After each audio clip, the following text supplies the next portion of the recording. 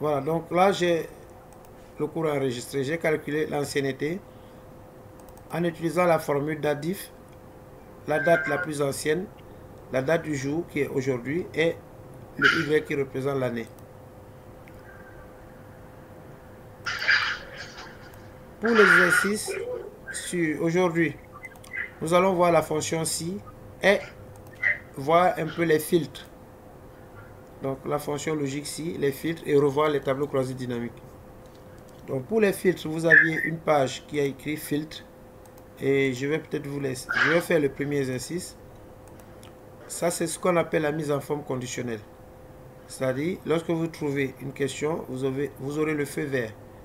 Si la question est fausse, ce serait le feu rouge, comme le feu tricolore. Par exemple, pour la première question, on nous demande combien de salariés dans l'entreprise. Pour répondre à cette question, vous allez sur la base de données. Alors, base de données. Vous avez plusieurs méthodes pour savoir le nombre de personnes dans l'entreprise. Soit vous comptez, mais ils ne sont pas nombreux parce que on peut faire défiler. Et vous voyez que le dernier agent c'est 286. Moins la première ligne, ça donne 285 agents. Ça, c'est une des possibilités. Mais s'il y a plus de 10 000 agents, pour le savoir, il suffit de faire un petit tableau croisé dynamique. C'est la meilleure méthode. Alors, au lieu de vous mettre à circuler et compter. Donc, voilà. Si nous voulons faire un tableau croisé dynamique, par exemple, qui nous fait la répartition des agents suivant le statut, nous allons faire insertion, tableau croisé dynamique, OK. Et nous prenons le statut en ligne, statut en sigma de valeur. Et vous voyez que dans cet échantillon, il y a 194 mariés contre 91 célibataires, ce qui fait 285 agents. Et c'est ça, ce résultat de 285 que je cherchais par l'une des méthodes. Donc, avec la méthode tableau croisé dynamique, j'ai l'échantillon, la population totale.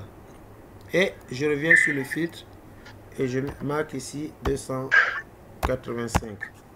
Je valide et vous avez le feu vert.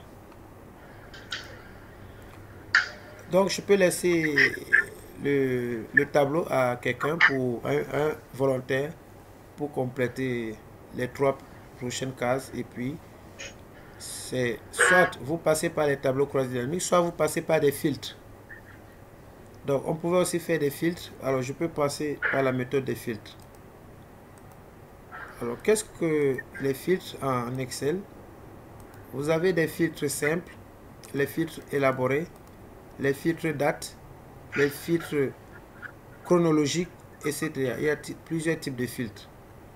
Pour filtrer, on se place à la première ligne.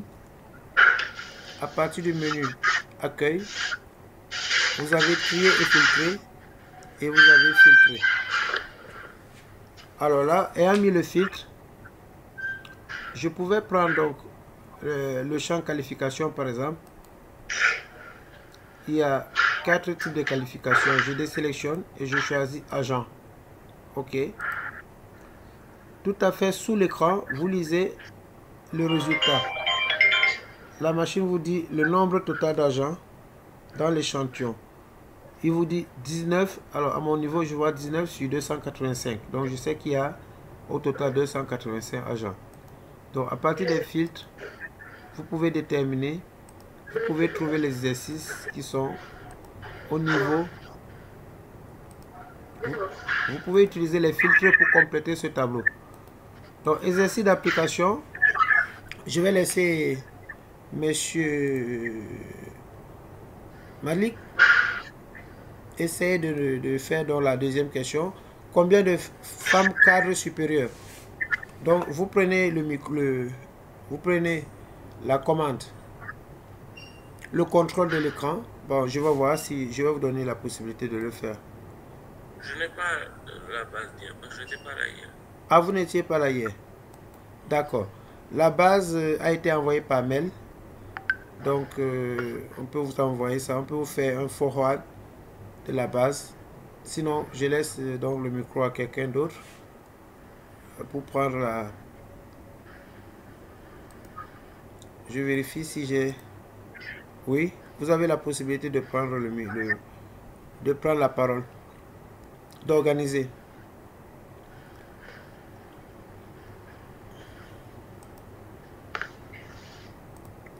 Donc, il vous faut cette base pour pouvoir travailler. Alors, combien de femmes cadres supérieures?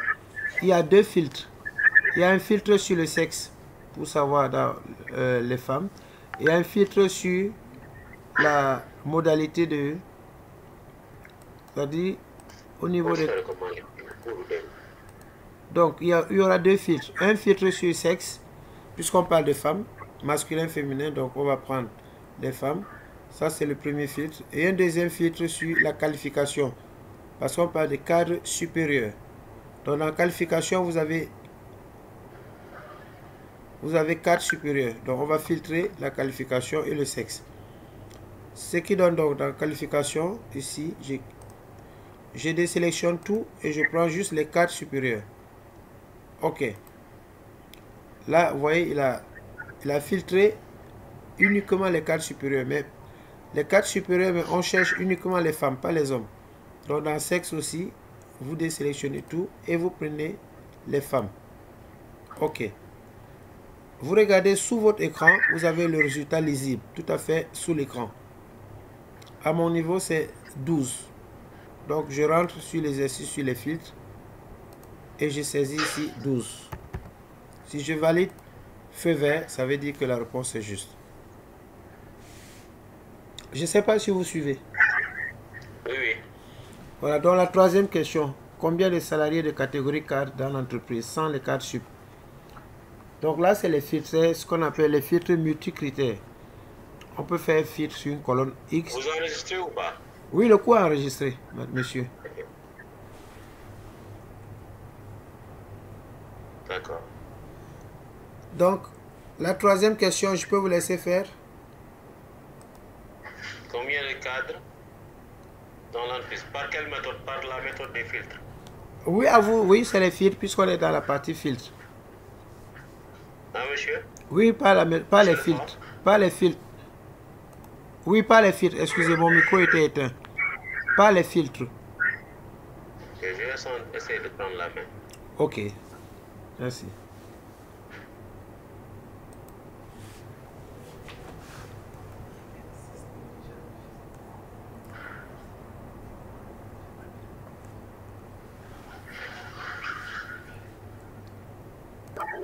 Oui? Oui, oui, je vous entends.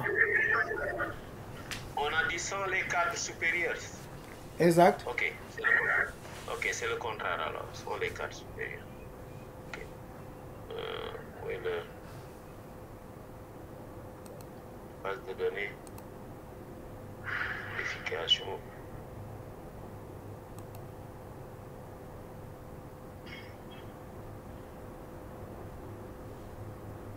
Il y en a 40 sur 285. Je vois pas votre écran, mais vous pouvez... Je vois pas votre écran. Mais vous pouvez saisir 40 pour voir si ça marche. Et ça marche? Ok. Donc c'est bon alors, mais je ne voyais pas l'écran. Ah ouais.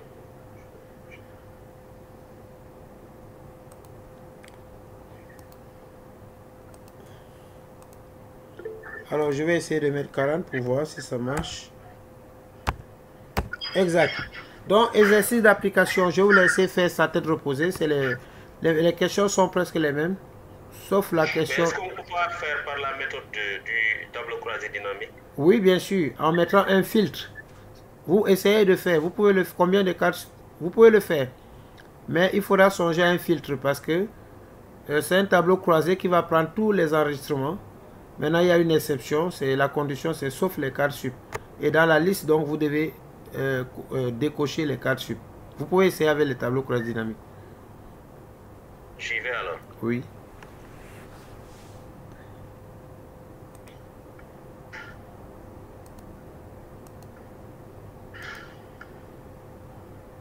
Non, c'est pas statut. C'est qualification.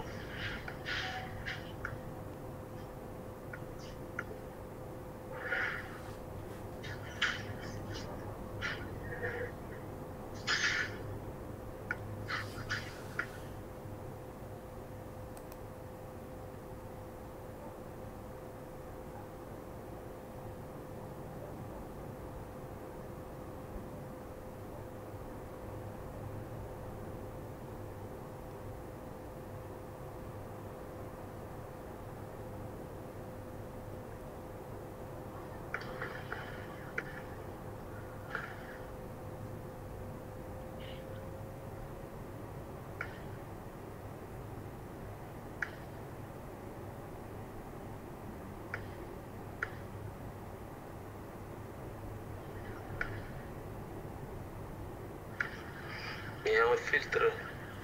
Oui, vous mettez filtre dans filtre. Dans filtre, vous mettez, là on parle de la qualification aussi.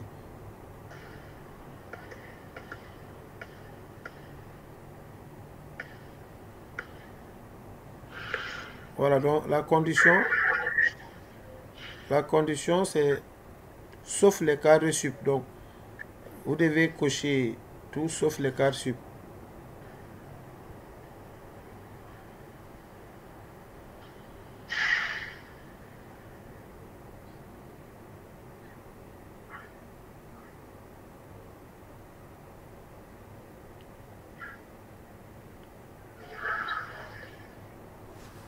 Vous n'avez pas le bon résultat.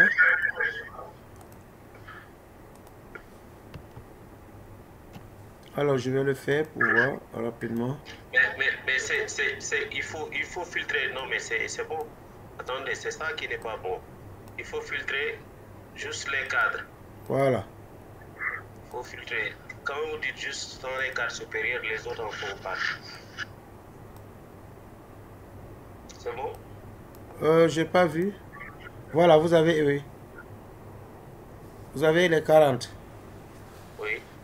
Oui, parce que si on revient dans la question, on vous dit... Vous trouvez combien? Oui. 40. 40, ok, c'est bon. C'est ça. Vous pouvez passer par les tableaux croisés dynamiques aussi pour le faire. Ok. Donc, pour ça, vous pouvez continuer les autres questions. Mais l'objectif était de les faire avec les filtres aussi pour comparer. La différence, c'est que le filtre ne donne pas de tableau, mais il vous donne un résultat tout à fait sous la barre des tâches.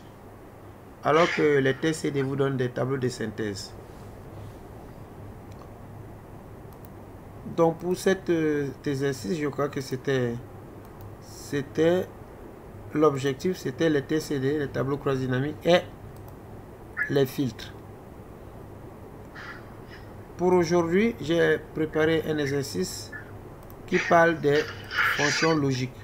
Alors je vous l'envoie tout de suite.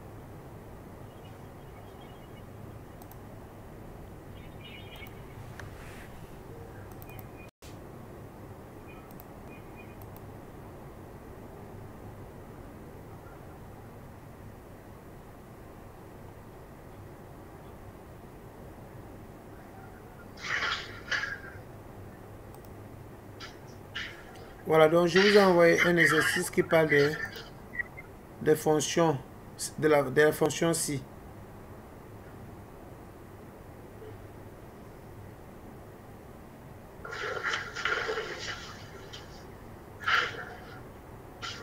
Je ne sais pas si vous avez reçu. Oui. Je vais partager cela sur mon écran.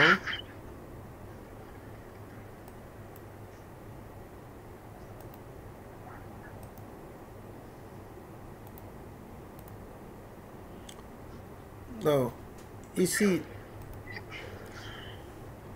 vous avez le grade, le taux horaire, le nombre d'heures, le montant hors BRS, la BRS. Au lieu de le montant total. Après le bonus, on va ajouter ici le montant net. Montant net, c'est-à-dire qui est le montant hors BRS moins la BRS. Voilà, donc c'est ce fichier que nous allons faire pour voir initiation à la fonction si. Donc le taux horaire dépend des grades. Dans les consignes, le taux horaire de 10 000 francs pour le grade 1 et 15 000 pour le grade 2. Donc, comment utiliser la fonction si pour déterminer le taux horaire au niveau de la cellule F2.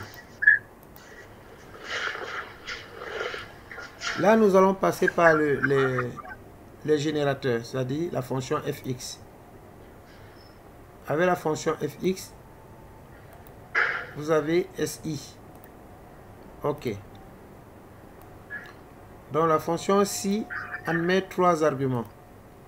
En fait, je vois, vous ne voyez pas ça dans la démonstration.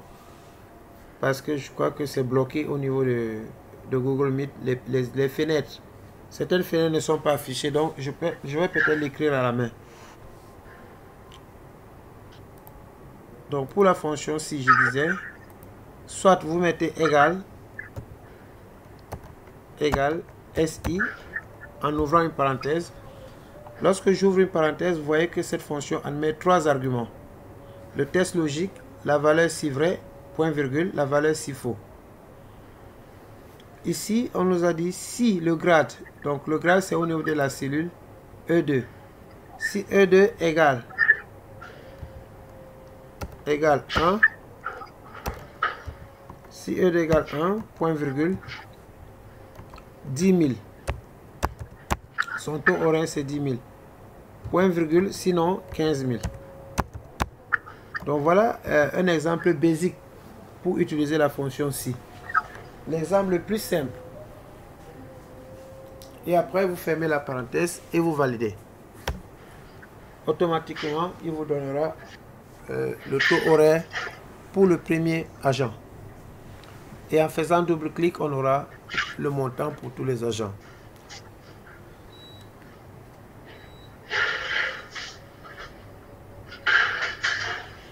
C'est bon? Alors, je remonte, j'affiche la facture, la formule. Égale SI, la condition, point virgule. Valeur si la condition est vraie, c'est 10 000. Valeur si la condition est fausse, c'est 15 000. Et en validant cette expression, vous constatez que le taux horaire est de 10 000 francs. Et en faisant double-clic sur l'onglet, automatiquement, Excel complète et rempli pour tous les autres agents. Là, je fais Astafurlah pour reprendre.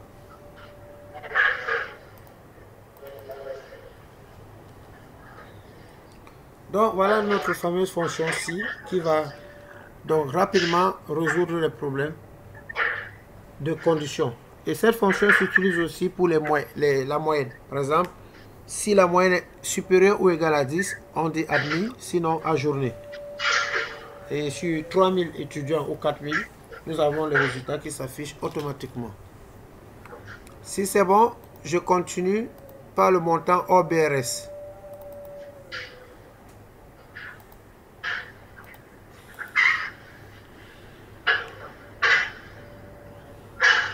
Le montant OBRS, c'est le taux horaire fois nombre d'heures. On donne la formule. Donc ici, c'est juste un produit égal le taux horaire étoile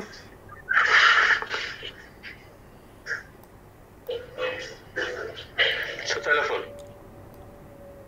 Allô? Nous sommes sur le montant de la BRS.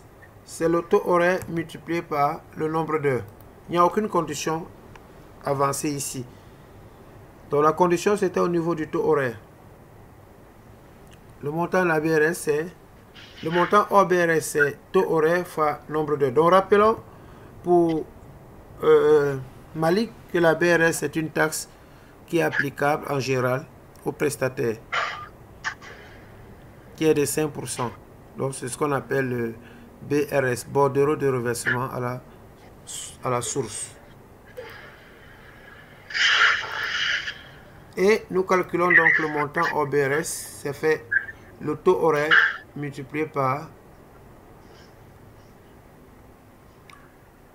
le nombre d'heures. Et là, en faisant double-clic, il calcule pour tout le reste. Je donne la main pour le montant pour la BRS 5%. Donc ici, pour la BRS, on applique 5% de BRS aux personnes dont le montant OBRS dépasse 30 000. Alors, elles ne sont pas nombreuses. Hein. C'est-à-dire, si le montant est supérieur à 30 000, d'après les consignes,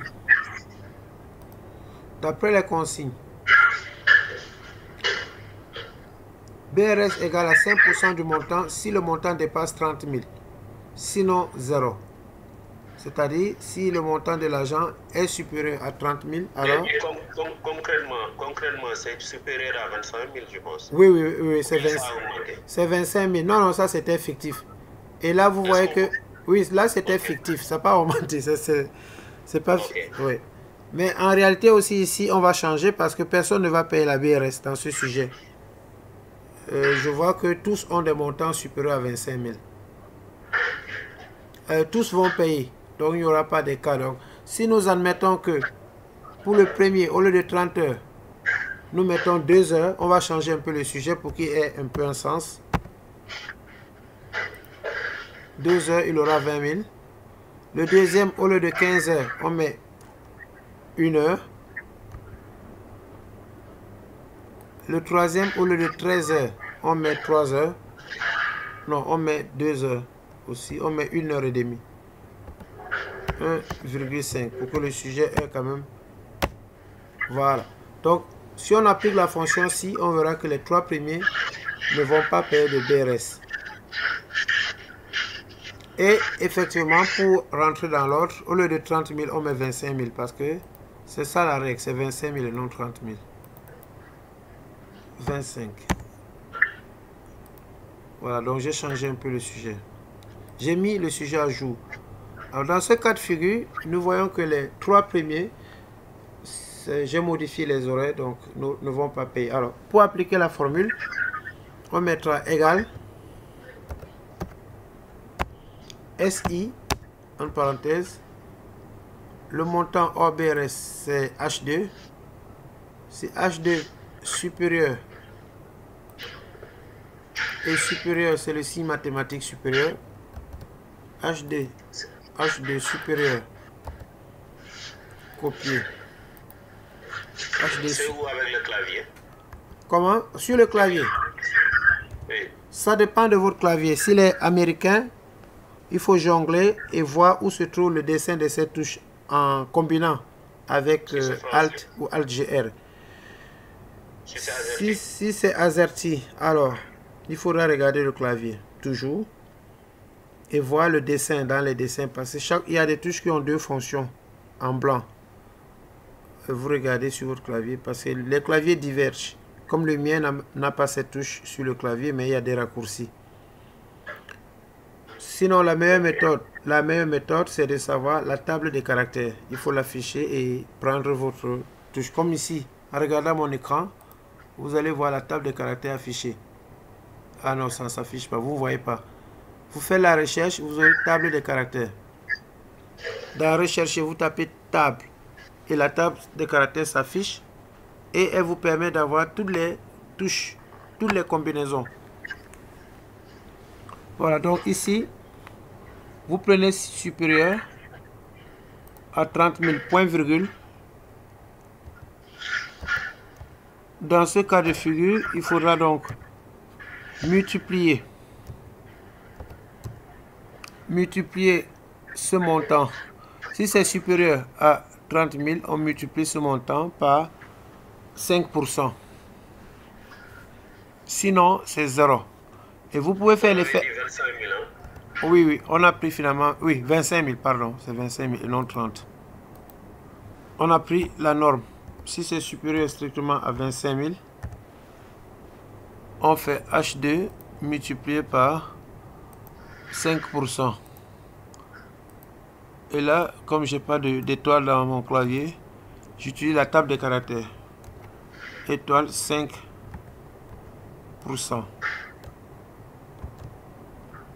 Point virgule.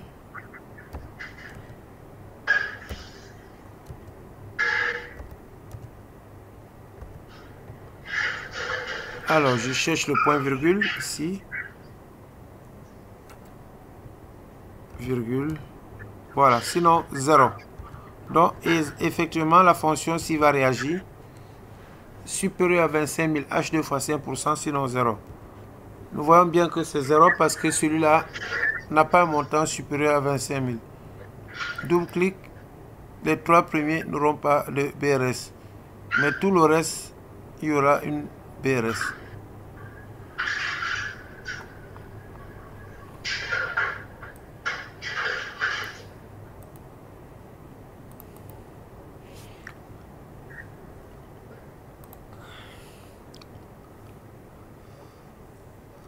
Alors, la prime est de 15% du montant. Et de 15% du montant pour les cadres femmes. 10% pour les techniciens. 5% pour les cadres sup. Sinon, prime égale 0. Là, c'est une fonction si imbriquée, c'est-à-dire il y a 3 conditions.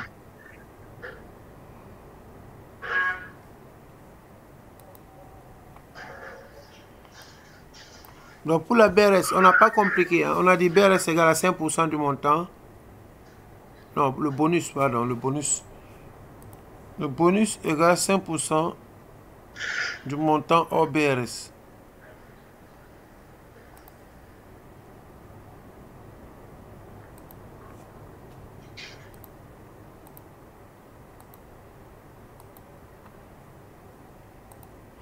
Bon, voyons d'abord ensemble. Est-ce que vous avez pu faire calculer la BRS 5% avec la condition si le montant hors BRS dépasse 25 000, on applique la BRS, sinon c'est 0. Je pense que là, on peut appliquer les deux petites fonctions ci et laisser la partie prime.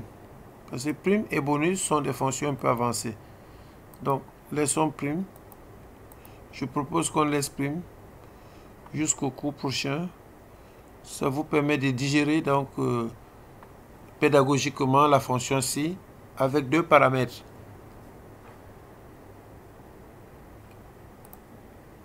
Et le montant net maintenant, c'est la somme des deux. Montant net, c'est le montant. Le montant net, c'est le montant hors BRS moins la BRS, c'est moins. Égal. Donc là, ça nous permet d'utiliser la différence. Égal. Le montant hors BRS moins la BRS.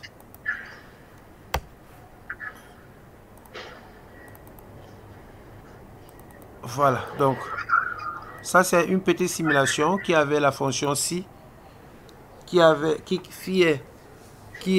les petits calculs comptables sur la BRS, sur le montant hors BRS, et le montant net c'est le montant hors BRS moins la BRS.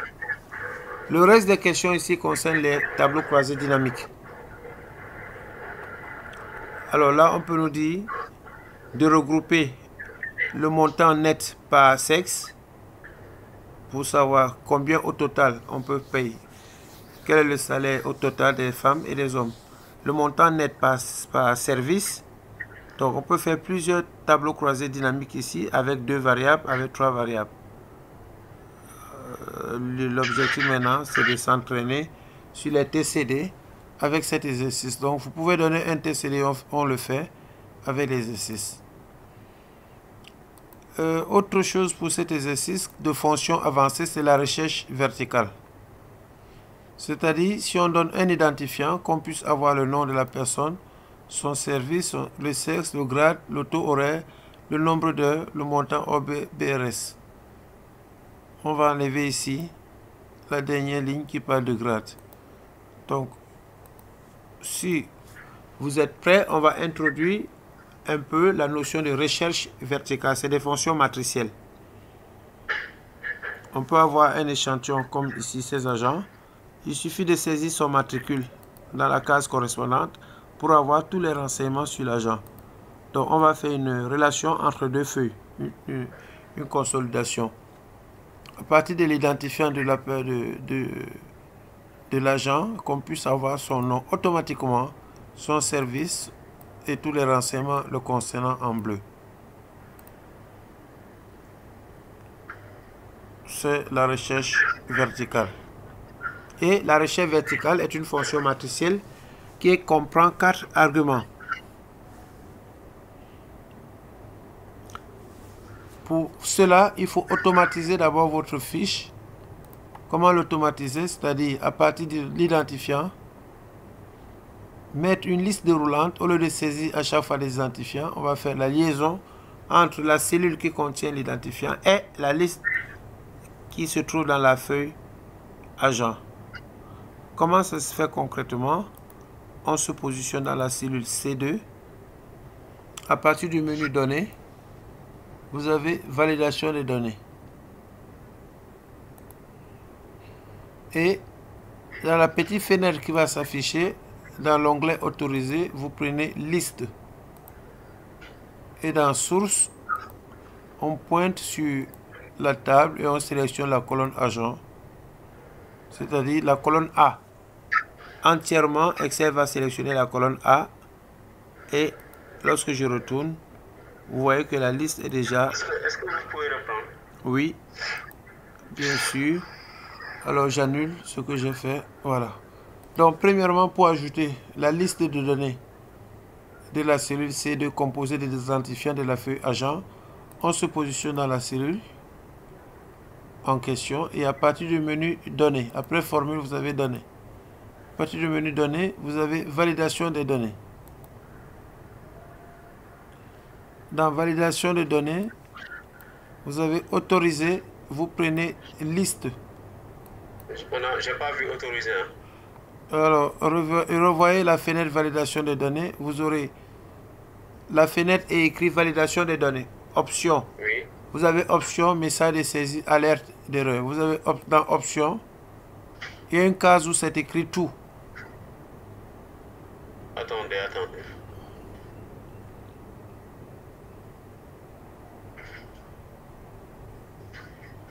Là, je vois pas validation des données, moi, non. Vous avez... Obtenir des données. Oui. Obtenir des données à partir d'un fichier, à partir d'une base de données. Je n'ai pas validation de données, moi. Est-ce que vous avez quelle version de Excel? Je pense que c'est sur Teams en Office 300. Ah d'accord. Maintenant, regardez dans données, vous allez voir 2 rails. Dans deux icônes. C'est dans le groupe outils de données. Dans le groupe outils de données, il y a force. Il y a données, sur données, il y a données base, il y a devises. Il y a données base et... Il y a devises. Il y a données géographie. Vous n'avez pas validation? Non. Bon, je vois. Malik, tu as validation? Oui. Je vais vous ouvrir Excel de Team pour voir. Validation.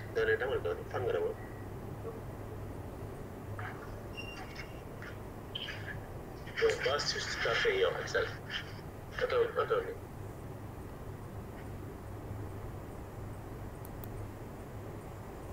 Si, il y a validation, parce que j'ai aussi le Excel qui se trouve dans Team. Mais je viens de vérifier, je vois qu'après filtrer, tri personnalisé, vous avez validation de données. Ouais. J'ai le même écran dans Team. Et je vois validation de données.